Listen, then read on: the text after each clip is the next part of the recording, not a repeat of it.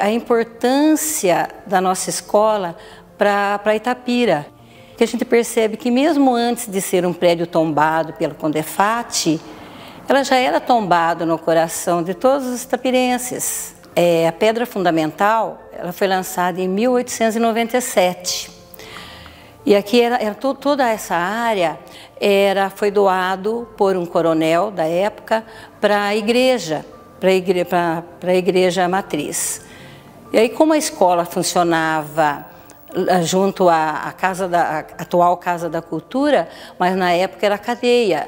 Só que não tinha presos naquela época, né? Então lá funcionava a escola.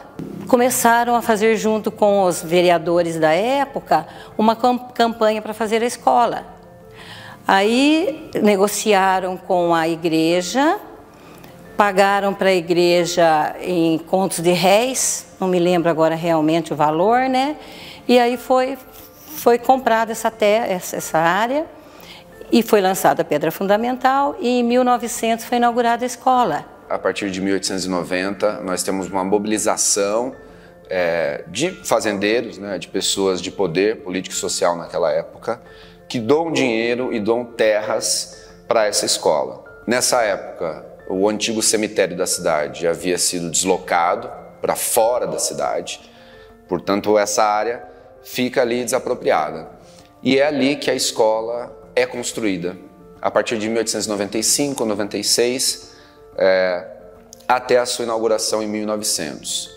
Esse grupo escolar era dividido em duas alas, masculina e feminina, e a partir de 1900 nós temos a segunda escola, o segundo ginásio, que seria a escola normal, né, que depois se torna Elvira Santos de Oliveira.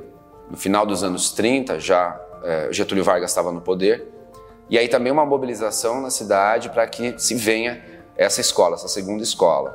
Entrei na escola com quase 8 anos, 7 anos e meio, no Júlio Mesquita, fui matriculado lá.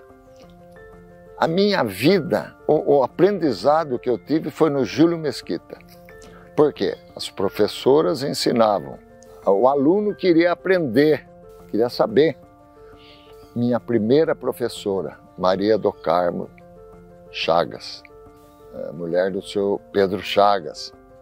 Parece que está tudo gravado na cabeça, aquela bondosa professora do meu primeiro ano. E a hora do recreio? Tocava sineta.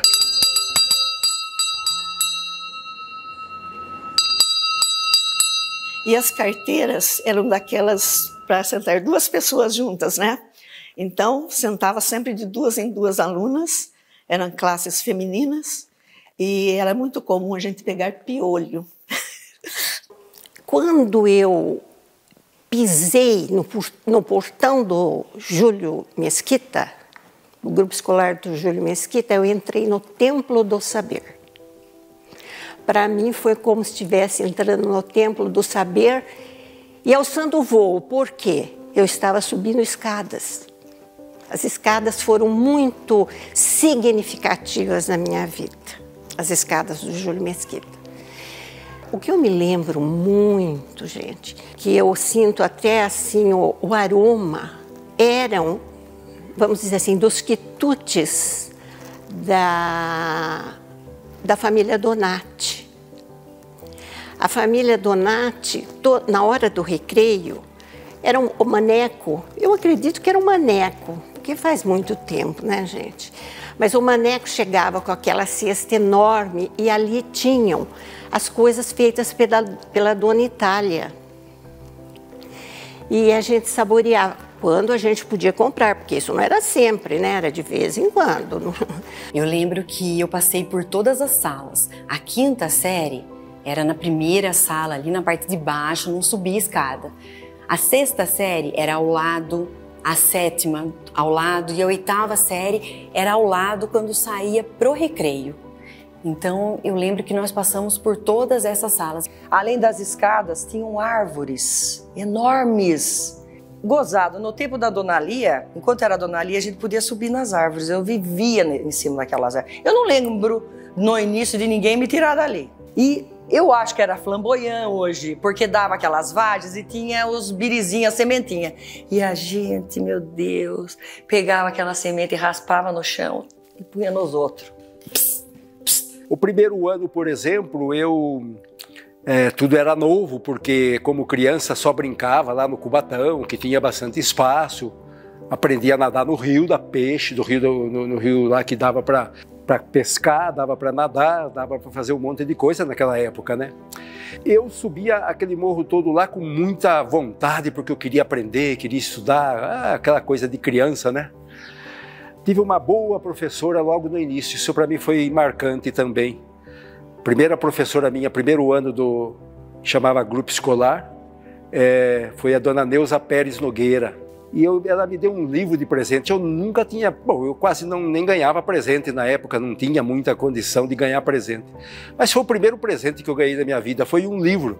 E chamava Os Três Gatinhos. Eu não esqueço nunca o título. Mas tinha as merendeiras, que servia a sopa. Então, na hora do recreio, o que era a sopa? Arroz, feijão, macarrão, carne moída, batata, chuchu ou machicho, dá seu nome que queira. E no tempo de frio, aquelas canecadas de chocolate. Nem era Toddy, era chocolate. Sempre a blusa branca, a saia azul marinho, pregueadinha, né? Uma fita branca no cabelo, isso não podia faltar, tinha que ir, era obrigatório, você não podia deixar de ter, né? Eu me lembro assim, tanto quanto se fosse hoje. Eu vejo aquilo ainda, mas eu me lembro muito do seu Parísio, que era um pipoqueiro que ficava na porta do Júlio Mesquita, e ele fazia um doce que chamava quebra-queixo, como ninguém faz. E ele fazia um outro também que era martelinho. Eram duas coisas que não se vê mais, porque você vai nessas barracas de doce, eles falam que é o quebra-queixo, mas não tem nada a ver com o quebra-queixo do seu Parísio. O padeiro, que era o Maneco Donato, o Luiz Donato, que vendia o pãozinho de queijo, o pãozinho de linguiça, mas não tinha dinheiro para comprar. Então, no primeiro ano de grupo, né, que a gente já estava no grupo, a gente escrevia só a lápis no primeiro. E no segundo ano que entrava com a caneta. A caneta era aquela de pena, não havia bique ainda. Era uma caneta de pena. Sabe o que a gente colecionava? Que era todo mundo meio pobre, né? Pontas de lápis de cor. A gente arrumava uma caixinha, uma latinha e colecionava. E uma mostrava para a outra quantas pontas possuía, para fazer inveja. Eu recebi um aluno que não estava se adaptando no Júlio Mesquita, porque diz que apareciam, outra lenda urbana, aparecia mulher de branco no banheiro. E a criança não estava conseguindo ficar lá. Lembra da loira do banheiro? Teve no Mesquita também, a loira do banheiro. Imagina aquele prédio antigo, aquela loira do banheiro. Ia uma no banheiro, olha, viu um algodão com sangue, não sei o quê. Olha, tinha ali um arrasto de unha na porta. Jesus, ninguém mais queria fazer xixi, né? Eu tive a grata satisfação de ser contatada por um grupo de ex-alunos que há mais de 30 anos passaram pelo Júlio Mesquita. Eles foram até lá, pegaram a lista de chamada, entraram em contato com todos os colegas para que se reunissem, fazendo, né, para resgatar o período. E eles convidaram os professores. Nós começamos fazendo a foto histórica na escadaria do Júlio Mesquita. Conseguiu que a gente fizesse um encontro lá na escola. E daí nós andamos por toda a escola e a sensação que eu tive é que nesse dia do reencontro, é que a escola era tão pequena. E quando eu era criança, a escola era tão grande, tão enorme, tão cheia de lugares sombrios que eu não conseguia ver, não conseguia imaginar onde era, não conseguia chegar.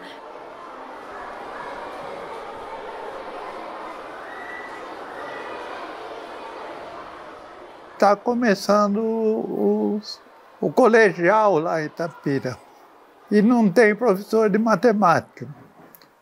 Tinha um professor aqui, que aliás não foi um grande amigo meu, Orlando Dini, que você conheceu bastante, mas ele não queria pegar aula no colegial de jeito nenhum.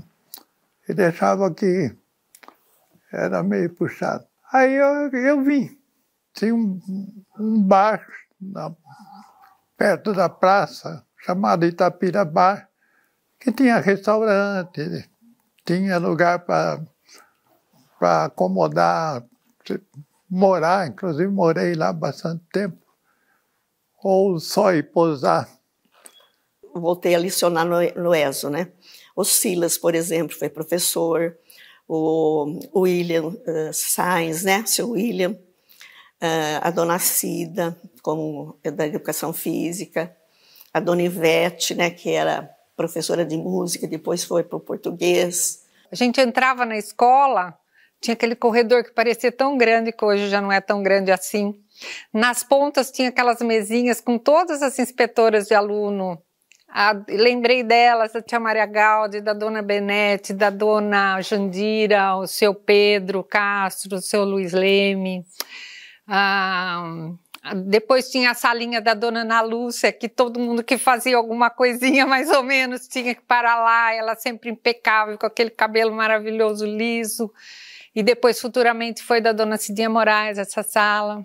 Tinha a salinha da diretoria, né, que enquanto eu passei na escola, foi o seu Pedro Sintra, depois foi o seu Zinho, meu pai foi diretor, depois a dona Deca no final, assim, que respondeu pela diretoria, né. E tinha a biblioteca que a dona Vilma Roete tomava conta.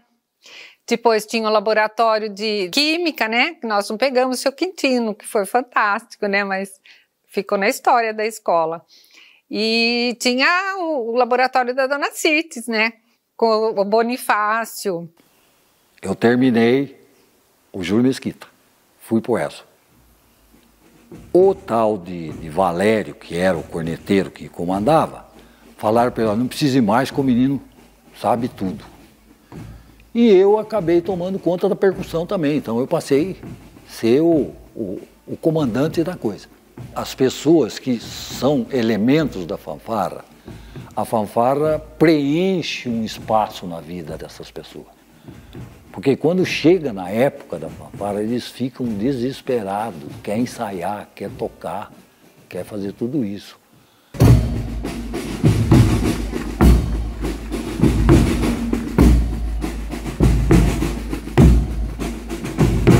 Sou do Cubatão e sempre quis estudar no ESO. Meus irmãos tinham estudado no ESO e eu achava super legal. Tal. Já gostava muito de literatura, né? Sabia que tinha uma biblioteca muito legal lá e tal. E consegui estudar no ESO. E era uma experiência, porque durante muitos anos da minha vida eu saía a pé da minha casa e ia até o ESO. Né? Eu seguia ali pelo Cubatão, passava embaixo do pontilhão, subia aquela escadariazinha, né, Praça Riachuelo, e era muito interessante porque essa caminhada até o ESO, tanto por baixo quanto por cima, pelo centro, ela marcou muito a minha infância, assim, em uma fase de observação da cidade. Começamos a aula com o Barreto. Rapaz, a experiência mudou toda a nossa vida. Eu falo a nossa porque não foi só a minha, mas acho que de muitos que passaram pela tutela dele nas aulas de educação física. Eu descobri o esporte. Ele continuou com o futebol porque ele sabia que todo mundo ali jogava futebol. Mas como o futebol já era popular, ele falou, não, eu vou ensinar para vocês outro tipo de esporte. E eu, sempre aberto para aprendizagem, falei, comigo mesmo. Não, porque eu vou ensinar basquete. Fui lá aprender. Aprendemos a jogar basquete, aprendemos agora vai fazer uma coisa chamada atletismo. A gente não tinha ideia nem do que era isso. Isso eu tinha 12 para 13. E a Olimpíada, gente, era levada extremamente a sério. Cheguei a ser capitã 2 anos. E o seu Zé foi o início acho que de todos começavam no ESO. Isso é muito importante. O seu Zé era uma pessoa além, extremamente contemporâneo, além, visionário, né? E realmente a maneira como ele lidava era uma maneira de disciplina, de incentivo e trazer os meninos firmes ali, né? Realmente teve muito destaque Itapira na época dele, na época do Ezo, por conta dele acreditar. E eu tinha amizade, diga-se de passagem, com algumas pessoas que não era legal. Aí que vem seu Zé. Seu Zé puxou, tirou, que se eu continuasse lá, eu acho que talvez não seria professor de educação física. Então o seu Zé puxou para o esporte. O Barreto conseguiu empréstimo de tudo para conseguir fazer aquela que nós chamávamos de pista, que não era bem uma pista, mas ele conseguiu escavadeiras assim, que deixou o terreno bem plano ao redor do campo, que o IESO tinha só o campo. E depois nós fomos com a enxada fazendo a pista. Cada aluno ajudou, cada um de nós daquela época ajudamos na enxada mesmo a fazer a pista. O equipamento que a gente utilizava era precário mesmo. Então a caixa de salto a gente tinha que arrumar, e a madeira tinha que tirar os matos e competia com o Culto à Ciência, que tinha pista já tinha pista de tartan, competia com a escola de cadetes e tal, mas aí nós aqui, eu acho que o que superava aí era a força de vontade e a persistência do seu Zé. O seu Zé persistia muito, que tanto é que ele pegava a gente, ele dava a aula dele de educação física enquanto a gente treinava, então ele se desdobrava para nos orientar. Pegava os tijolos, levava o cimento, a gente ia atrás, corria na defesa, que chamava aqui, ia lá com rocha para ceder o cimento. Então nós construímos aquela arquibancada. A gente fazia treino, passava a linha férrea no fundo, o treino nosso era correr nas pedras. Porque hoje, se falar isso, isso é um absurdo. Bom, só sei que no segundo ano nós ganhamos a região.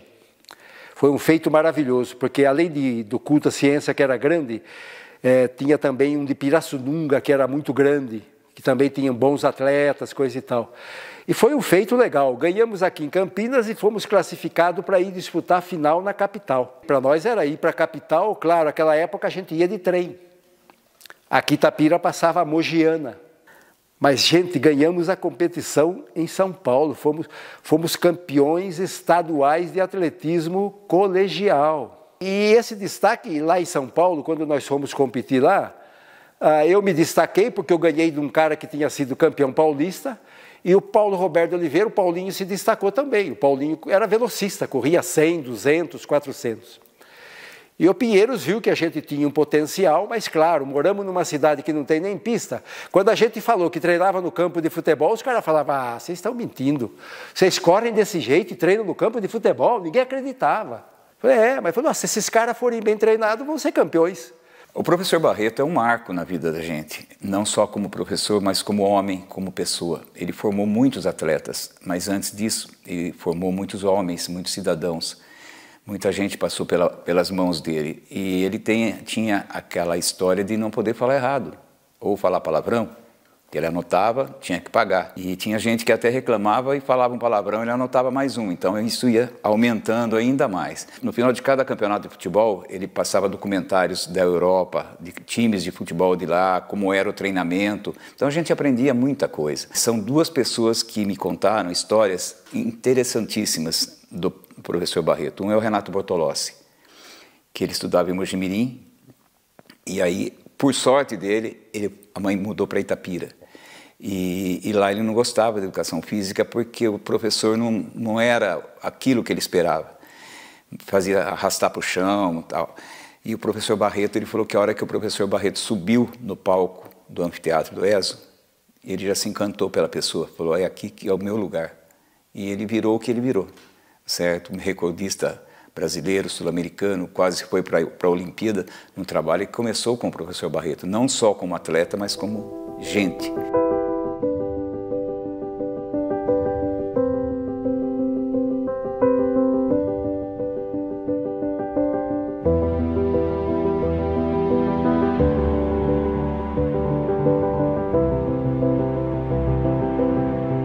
Quando a gente fazia as competições e geralmente, quase sempre, nós íamos para a final, que era no Ibirapuera.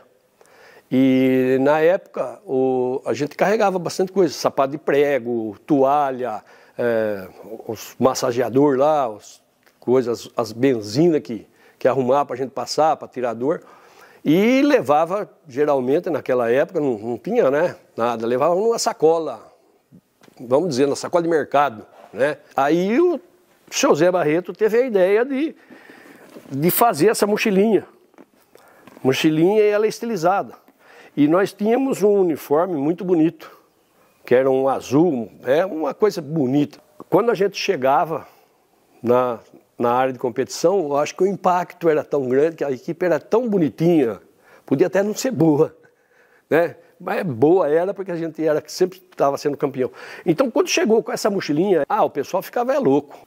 Bem, no acampamento a gente também tinha algumas tarefas.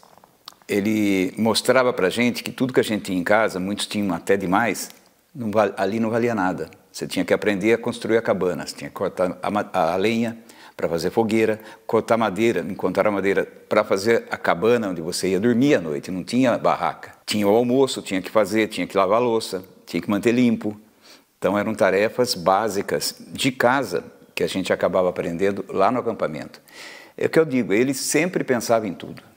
A gente teve a sorte de ter Itapira, certo? Então é inesquecível para todos nós, né?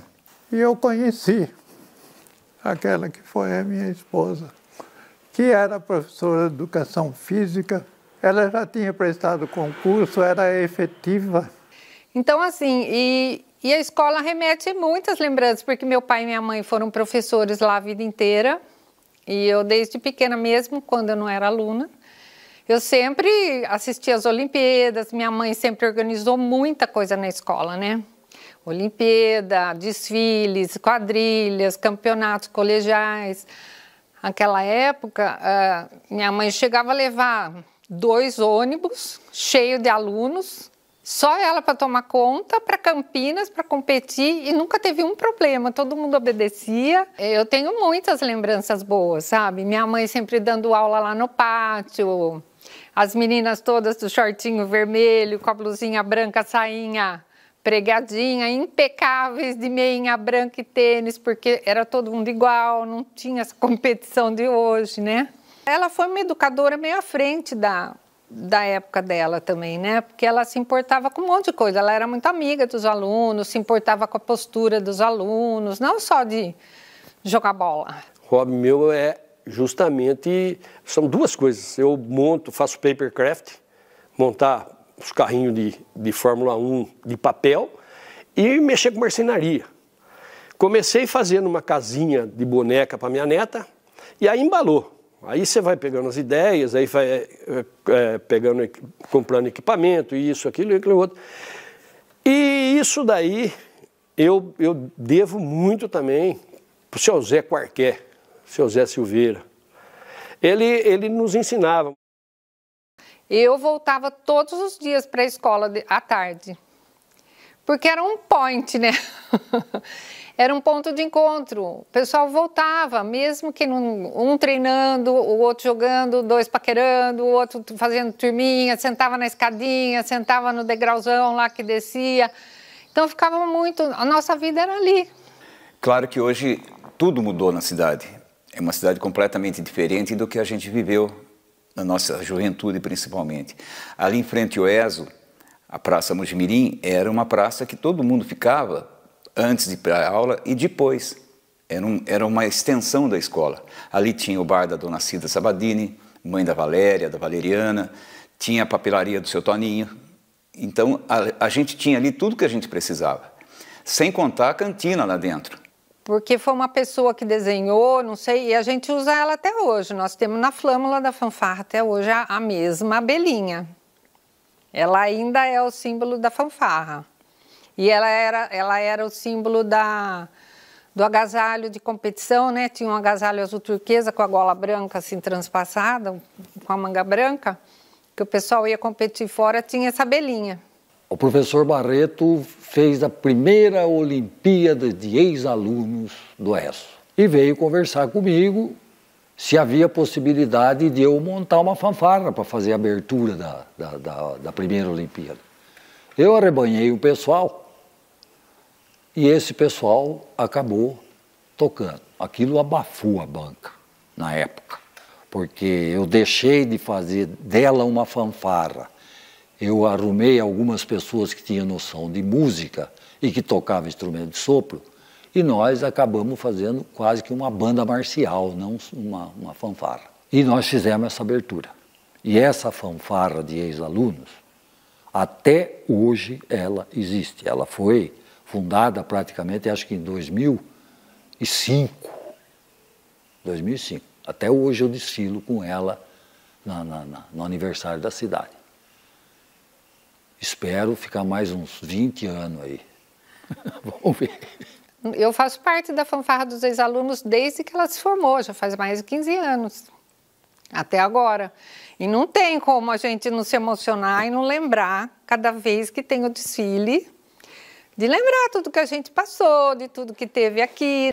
Eu tenho a amizade do grupo que eu tinha, até hoje nós mantivemos essa amizade.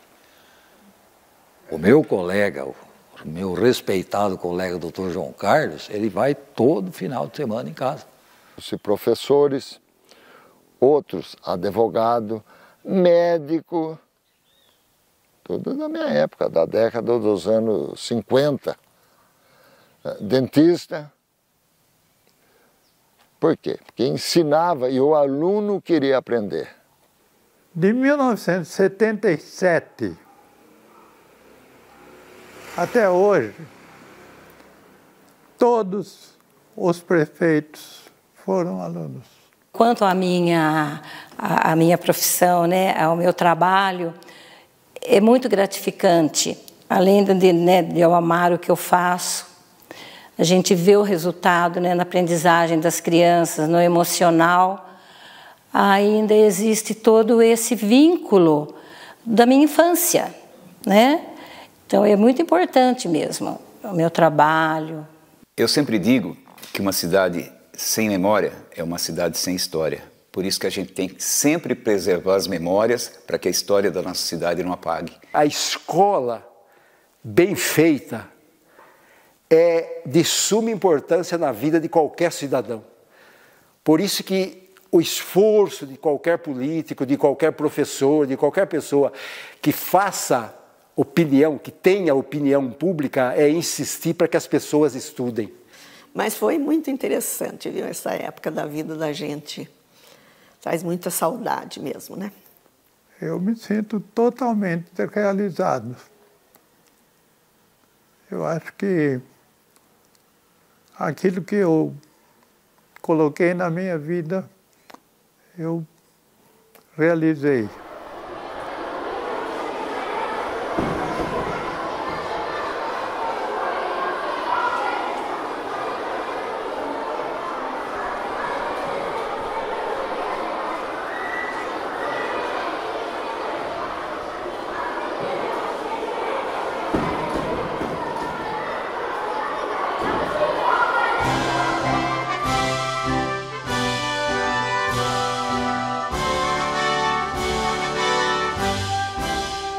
Neste hino prestamos tributo às glórias do nosso instituto. Ergamos a nossa bandeira, Elvira Santos de Oliveira, nesta casa tão amada, templo de paz e de luz, há de ser sempre lembrada pelas bênçãos de Jesus. Glória do nosso país, é nossa escola entre mim. Salve Itapira feliz, salve querido Brasil. Seus maiores defensores, nossos pais nunca esquecem, todos nossos professores com amor a enobrecem. Glória do nosso país, é nossa escola entre mim. Salve Itapira feliz, salve querido Brasil. Sempre honrar e defender as suas grandes tradições será o nobre dever das futuras gerações. Glória do nosso país, é nossa escola entre mim. Salve Itapira feliz, salve querido Brasil.